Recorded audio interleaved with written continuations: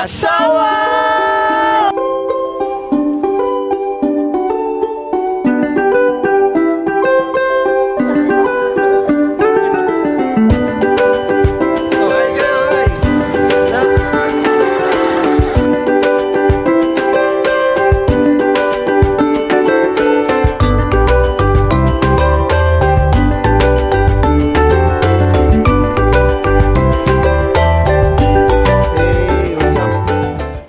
We're here again sa airport. Yes, pero ngayon, ano kami, local flight kami. Yes. So, First time namin mag-domestic flight ni Bal. Yes, dito sa atin. And yung pupuntahan namin ngayon is something kakaiba. Di ba? Pupunta kami ng... First time ko makapunta doon. Yes, kahit ako. Pero pupunta kami ngayon ng Limasawa. Yes. So bago tayo makapunta doon, lilipad muna tayo papuntang Tacloban. Yes. First time ko makapunta ng Tacloban, si Bal nakapunta na doon for work. For work. Ito for pleasure. So, 2 a.m. pa lang ngayon, 2:20 actually, to be exact 2:20. At ang flight namin ay 3:50 ng umaga. So dadating kami doon ng 5 a.m. Red Eye flight. Dahil dyan, di pa tayo natutulog. And tara, let's go. Pumasok na muna tayo sa loob. And sakto kasi holiday din ngayon, di ba? Plus Sabado. So may couple of days tayo Yeah. para i-explore kung anong meron sa Limasawa Island. Para explore ang later. Hindi, 4 days lang tayo 4 actually. days. At tinatawag ding Moana of the Philippines. Yes. Diba? Let's go! So tara, tignan natin. Kasama namin pala yung mga kaibigan namin. So ikitain namin sila ngayon dito. Yes, nandiyan sila sa loob. Bye-bye! See you later! So guys, ang laki na ng pinag-iba ng domestic area. Ang dami ng mga bagong kainan. So, nire-renovate din nila totally. Tulad dito, meron ng food court na maayos-ayos. Nasosyal, mga sosyal yung food court nila. Ito, tignan nyo guys.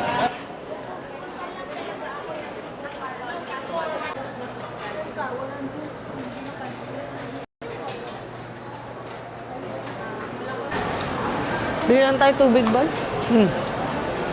Yo-yo po. Dunkin Donuts. Oh. May mulak. May potato corner. Ha? May potato Sosyal corner. na, no? Ayos-ayos na. Mas maayos na, di ba? Saka maluwag. Fancy mo. Yan. Ito rin ang maganda dito. May monitor na para sa flight. So, mas komportable na lalo magbiyahe ng domestic ngayon. Kasi, di ka na magugutom sa loob. Diba? Marami ka ng pagpipilian. Bukod dun sa mga individual stalls. Although meron pa rin yung mga individual stalls dito sa area. Aside dito sa parang food hall na bago. So yun guys, andito na yung mga kaibigan namin. So, pakilala po Yan, kayo. pakilala namin, mga kasama namin. Ma. Nananawagan po kami. Hello po. Ma, nasa TV shout na out ako. po kayo, shout out. Shout out po kayo. Sabi nila shout out. So guys, may kasama kaming another content creator dito. Sa mga kilalang content creator ng Valenzuela at ng buong Pilipinas. Kuis Krebs. Sobrang fresh ko lang.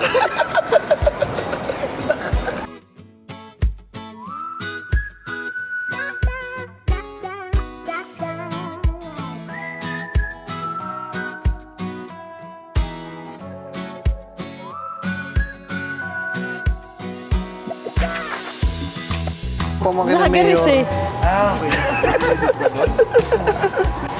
eh. Tito mo mag-live.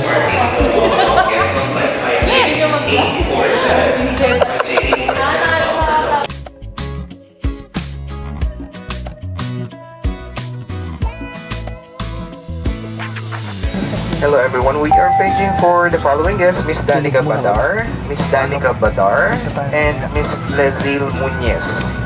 Miss Lezil.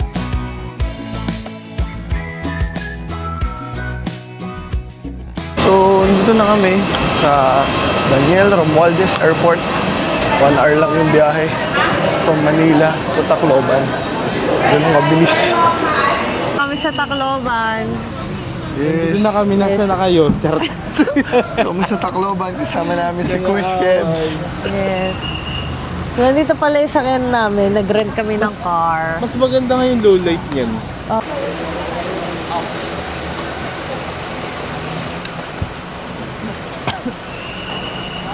Like yung ginagawa, no?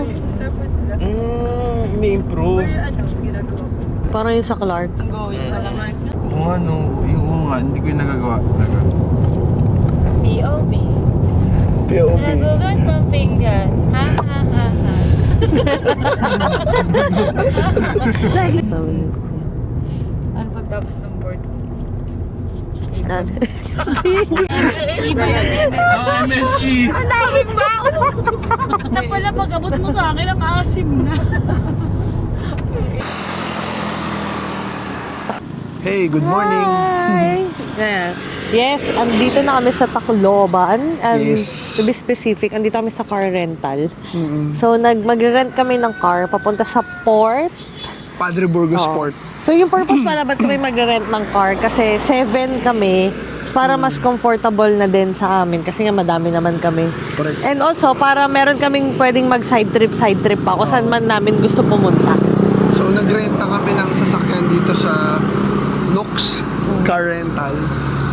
Yung rent namin, SUV na siya. So, nasa 2,500 Per day. per day. So, 7 na naman kami doon. So, yung ruta natin is pupunta tayo ng Padre Burgos Port. So, Tacloban to Sugod. Then, to Padre Burgos. May isang ruta, yung via Maasin naman. Diba? So, yung Via Maasin, yun naman yung usual na ginagawa ng mga pupunta sa Limasawa. So, via Southern Leyte.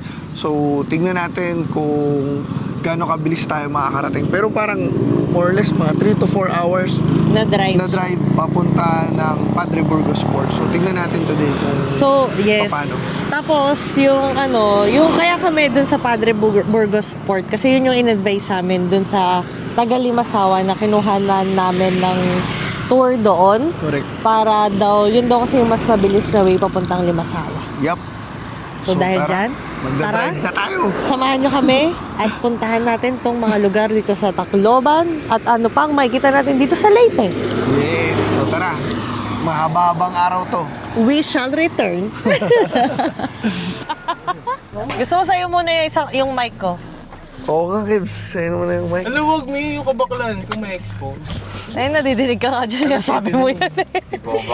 Saan tayo? Wala kang mic. Di ba parang kahit walang mic, nadididig na? Oo. Saan daw tayo? Kakain daw. Meron ka na sila Road trip. Hindi, gusto mo punta natin yung Magellan. Pwede naman.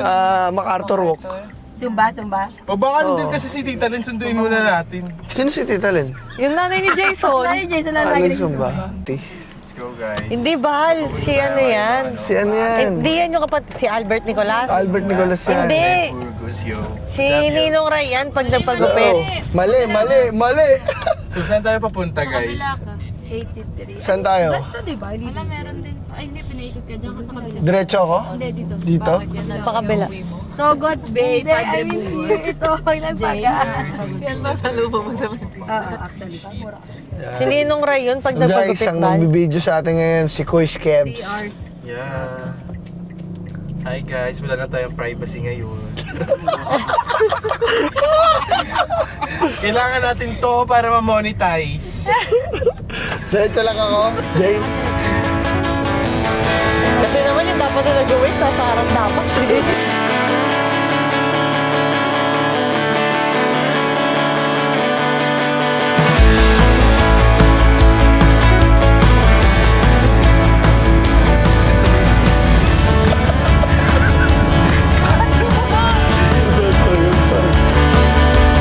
Look back straight and see a crooked line. Wala. Mamumute ka talaga, eh. Driver na lang wala kami, OJT lang. Guys, Tanga ngayon, no? ano kasi yan, guys? Korean kasi yan, eh. Korea. Korean firm. Kasabi daw. Your hands I know it's hard, but that's okay. Gonna make it out today, and they'll follow you everywhere. What's up? So, nandito kami ngayon sa Agas-Agas Bridge. Yan, nakikita niyo ba? Agas-Agas Bridge. Dito yan sa may Sogod, Southern Leyte. Isa to sa mga pinakamataas na tulay dito sa Pilipinas. And nasa 292 feet. Maulan ngayon, so medyo parang cinematic yung itsura niya. Kasi may mga fog. Correct. Sobrang ganda. Pero nakakalula. So para ma-imagine mo kung gaano kataas yung 292 feet, mga 30 story. 30 story building. Mga At ganun. dahil dyan, tara, talunin natin. We'll make it through the dawn. We will get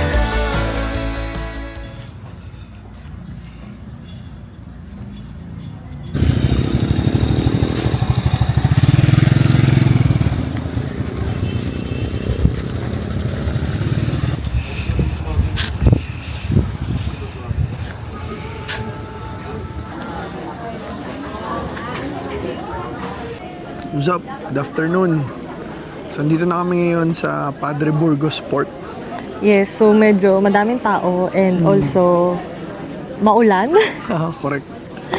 Kaya waiting lang kami na magpasakay dun sa boat na Boat. sasakyan namin. So medyo kailangan medyo may atake yung unahan dito eh. Sa may schedule kasi yung mismong Boat dito, papuntang Limasawa. So, dun sa nakita namin kanina, yung schedule from Padre Burgos to Limasawa is 8:30, 9:45, 10:30, 12, 2:45, and 3:30 ng hapon. And then yung boat naman sa Limasawa pabalik dito is 5, 6, 7, 10. 10, 11:45 and last trip is yung 1 p.m. So, madaling mapuno yung yung schedule nung mismong sasakyan nyo. Kasi kanina maaga rin kami dumating, mga alas 10. Oo. Pero di na namin inabutan yung pang alas 10:30 or pati yung pang Full na. 12, 2:45 na yung inabutan natin, di ba? So pagdating dun, kailangan magpa-reserve ka na agad, bumili ka na agad ng ticket, magpalista ka na agad. So yung presyo ng ticket is Yung presyo ng ticket is 150 per head plus 50 pesos dun sa environmental fee nila dito. yes. Tapos kung meron kayong dalang sasakyan, pwede nyo iwanan yung sakyan nyo dito. Parang kami, nagrenta kami ng sakyan sa Tacloban, iniwanan namin yung sakyan namin sa may munisipyo. So yung bayad is 100 per night para sa overnight. So yun. Yeah, tas natulog lang kami dun sa sasakyan kanina. Nag-aantay kami. Kumain na rin kami dito. May mga karinderya naman na pwedeng kainan.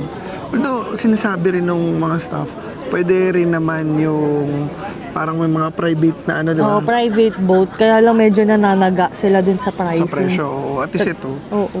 under sa LGU mismo. Kasi super taga talaga yung pricing nila. Kaya much better. Dito na lang din kayo dun sa boat. Yung boat naman is parang, alam niyo yung mga ocean jet, super cut malaki. na mga sakayan papuntang Puerto Galera, yung Boracay, gano'n. I mean, hindi pa Boracay, yung sa Cebu, Bohol yun.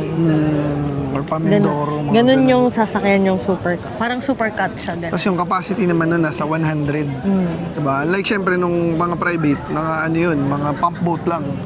Diba? So ilan lang din kayo kaya medyo mahal din. Oo. So yun, in a while, nag-aantay na lang kami. Papunta dun sa Oo, doon Mismong sa island. boat, naghihintay lang kami ng go signal na sumakay dun sa boat. Tapos, gora na kami to the island. So, medyo maulan talaga ngayon, as in, walang tigil. Yup. Kaya yung visibility ay hindi masyadong kita. So, hindi mo makita dito yung Limasawa Island eh. Pero kanina medyo maaraw-araw kita mo pa eh. Ngayon, hindi na talaga. So yun, tignan natin mamaya. Hopefully maging maayos yung biyahe. Yes, see you later. Teka lang yung parcel mo. Iba kung meron yung kung sinigatan, dali na lang.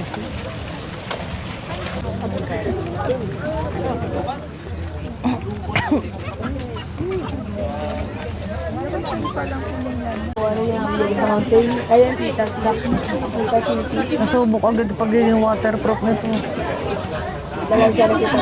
Dito na kami sa loob. Puno yung Puno ang boat too. So, naman.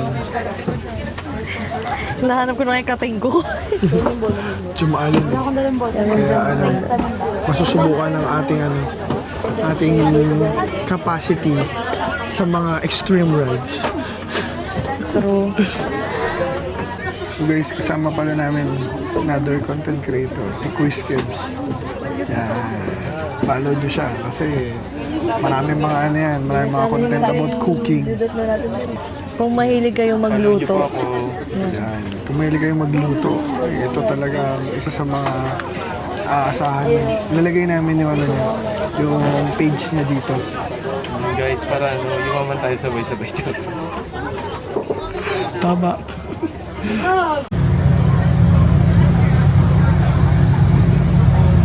Free time. Ano, kita ko din talaga.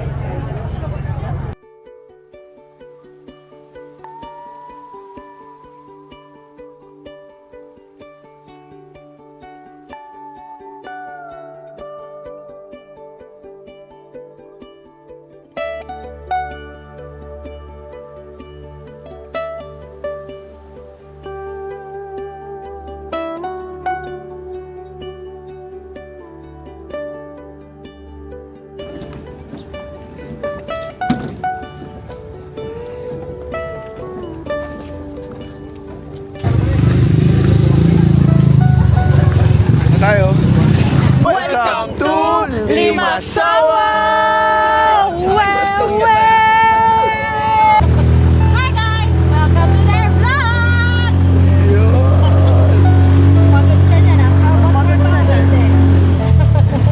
We are here at Limasawa!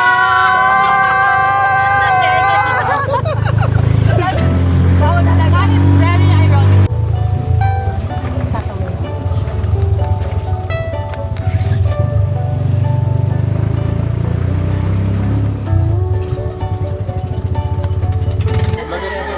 Yan. Hey! Di pa ka tayo. Kuya, Magsasettle pa tayo. welcome to Limasawa, si Kuya Jun.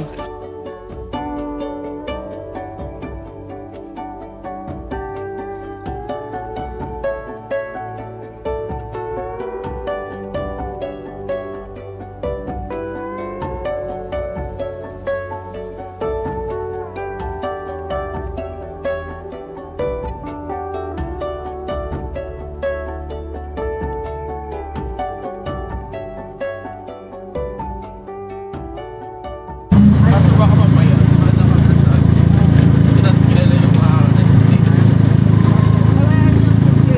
What's up? Yes. So, andito tayo ngayon sa Pink and Apple Restaurant. So, based sa review, masarap daw yung pagkain dito. Dito yan Kaya- sa Limasawa. Oo, kaya dito kami kakain. By the way, nakapag-freshen up na kami. Diba? Iba na yung mga outfit. Pero, except the chaleco. So, tatry lang namin mag tampisaw lang. Oo, kasi tomorrow pa naman yung mismong mga other activities na gagawin din namin. Ang kagandahan lang nito, malapit lang doon sa homestay na tinuluyan Oo. namin. At saka ang ganda nung homestay na nakuha namin. Mura lang yun As in, super mura lang nun. 2 kwarto kami kasi nga 7 kami. Tapos ang ganda ng kwarto, sobrang linis. Hindi siya yung ina-expect kong homestay.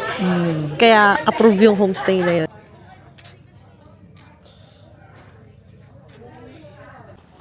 Ayan guys, dito ako ngayon sa Mayshore area. Actually kasi sa harapan nung mismong restaurant, beachfront na siya. Tapos, pwede ka bumaba kasi sobrang baba ng tubig. Tapos sobrang linaw. Diba? So, as in, very crystal water. Tapos makikita mo yung mga isda na, on your naked eye, kahit hindi mo ilublob yung sarili mo, kitang-kita mo na silang nagsisipaglangoy. Ang maganda rin kasi dito sa Limasawa Island, hindi ganun karami yung turista. So, hindi siya sobrang commercialized. Oo, merong mga other resorts, private resorts dito, pero sobrang mura rin ng entrance. Diba? Which is yun yung mga ilan sa pupuntahan namin sa mga susunod na araw din dito. Tapos, ang mura rin ng mga pagkain. And at the same time, mura rin ng transpo.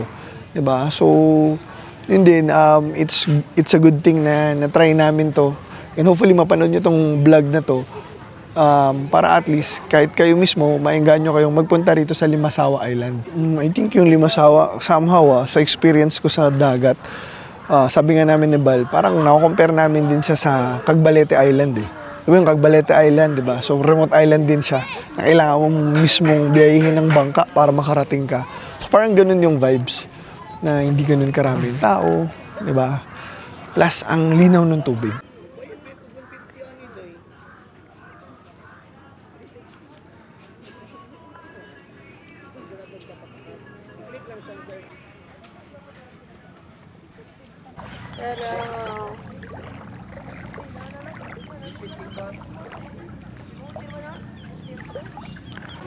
So, dito sa Limasawa, pwede kang mag-rent ng mga tricycle.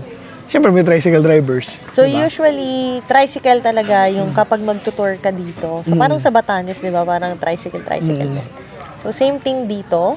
Tapos nagre-range lang siya 10 piso, minsan 20, depende sa layo na Oo. pupuntahan nyo. So yung from homestay namin papunta dito sa restaurant is 10 pesos 10 lang pesos each. lang, oo. Tapos actually meron kaming tour bukas na iikot around 600 pesos. Peso.